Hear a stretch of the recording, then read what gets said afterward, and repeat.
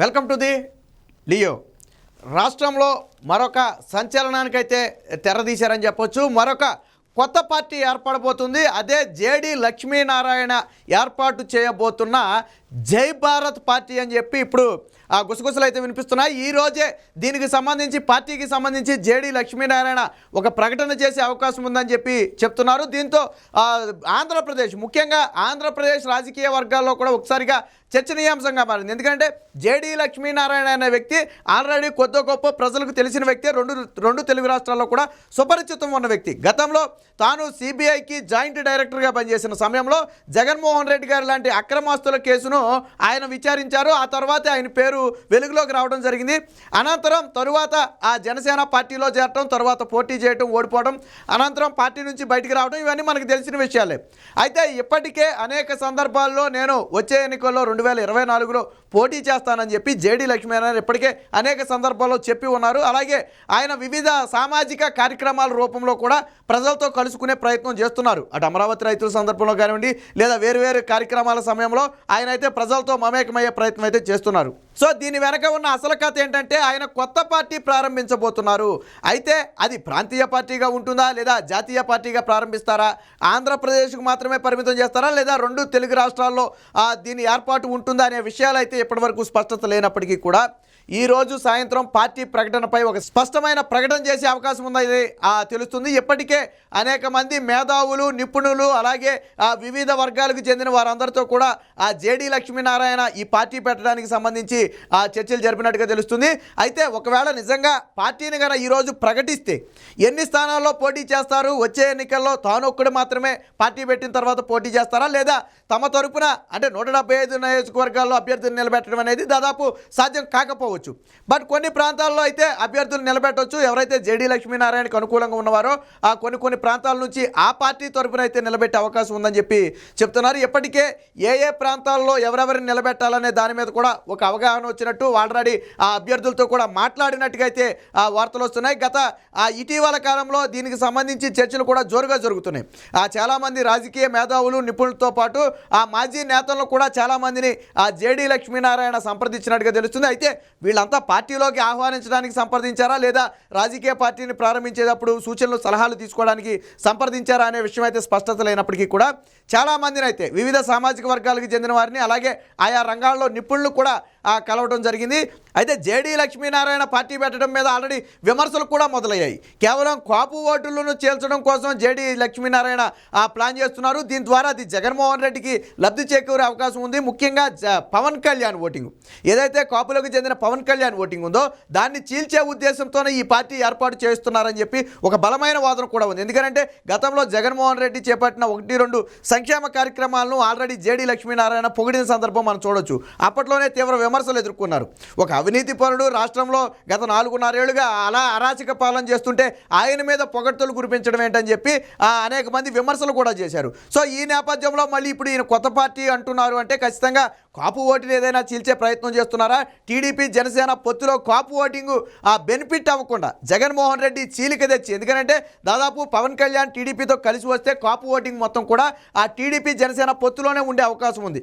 కొద్ది గొప్ప ఏమైనా జగన్మోహన్ రెడ్డికి వెళితే వెళ్ళొచ్చు, కానీ మెజారిటీ ఓటింగ్ అంతా కూడా జనసేన పక్షానే ఉంటుంది.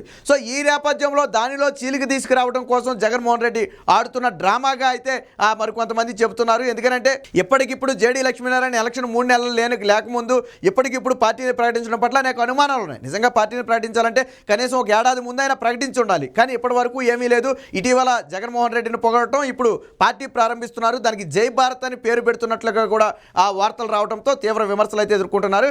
అయితే పార్టీ మనుగడ ఎలా ఉంటుంది, ఏ పార్టీల మీద ప్రభావం చూపుతుందంటే ఖచ్చితంగా చీల్చే ఓట్లను బట్టి ఉంటుంది. అయితే ఆయన మెజార్టీ ఓట్లను చీలుస్తారా అనేది కూడా ఇక్కడ కొద్దిగా ప్రశ్నార్థకం. ఎందుకంటే అభిమానం వేరు, రాజకీయం వేరు. ఒకప్పుడు ఆయన సిబిఐలో పనిచేసిన సమయంలో నిజాయితీపరుడైన అధికారిగా పేరున్న నేపథ్యంలో ఆయనకంటూ కొద్దిగా ఫాలోయింగ్ వచ్చింది. 2 తెలుగు రాష్ట్రాల్లో కూడా అప్పుడే తెలిసాడు ఆయన.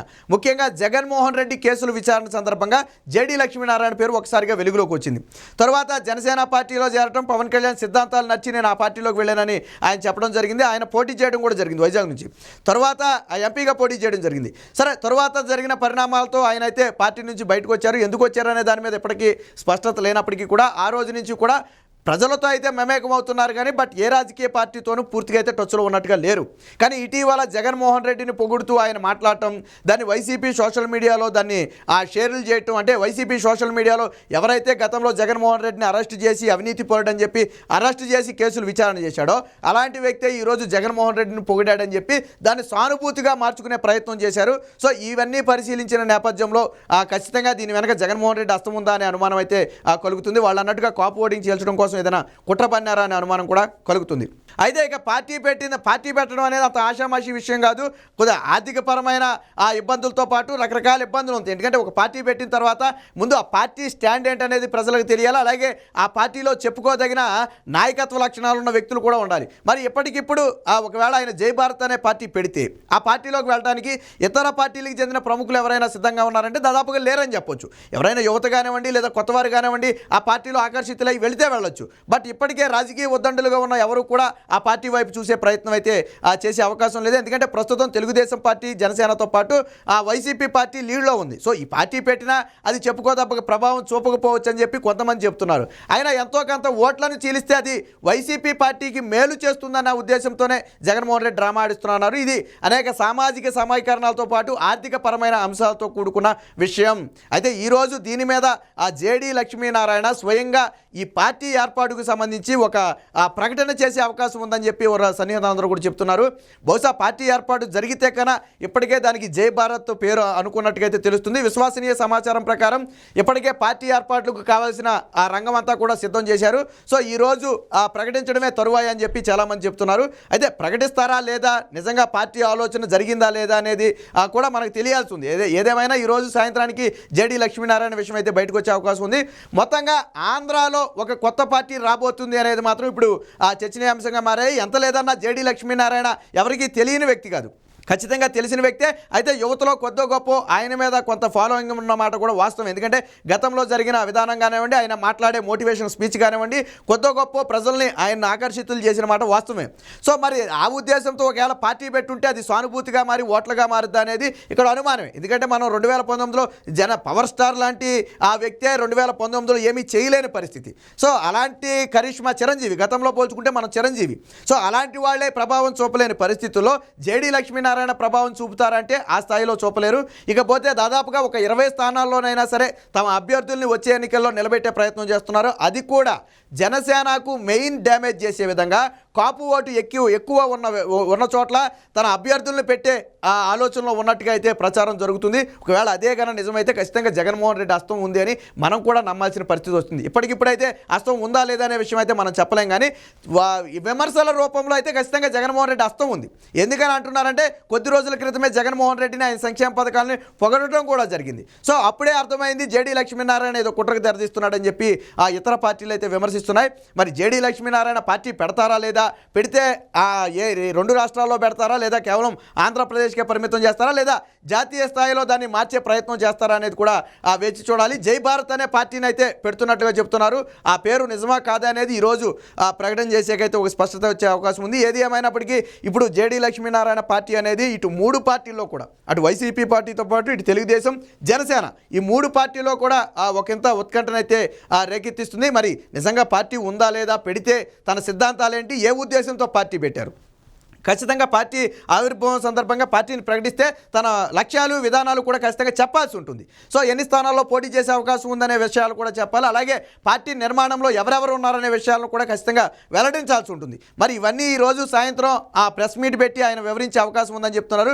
గత కొద్ది రోజులుగా ఆయన ముమ్మరంగా అనేక మంది వ్యక్తులతో ఆయన అయితే చర్చలు జరుపుతున్నట్టుగా తెలుస్తుంది. అనేక మంది నిపుణులు, ముఖ్యంగా రాజకీయ నిపుణులతో పాటు పారిశ్రామికవేత్తలను కూడా ఆయన కలిసినట్టుగా తెలుస్తుంది. మరి నిజంగా జేడీ లక్ష్మీనారాయణ పార్టీని ఏర్పాటు చేస్తాడా లేదా అనేది తెలియాలంటే కొద్ది సమయం వేచి చూడాలి.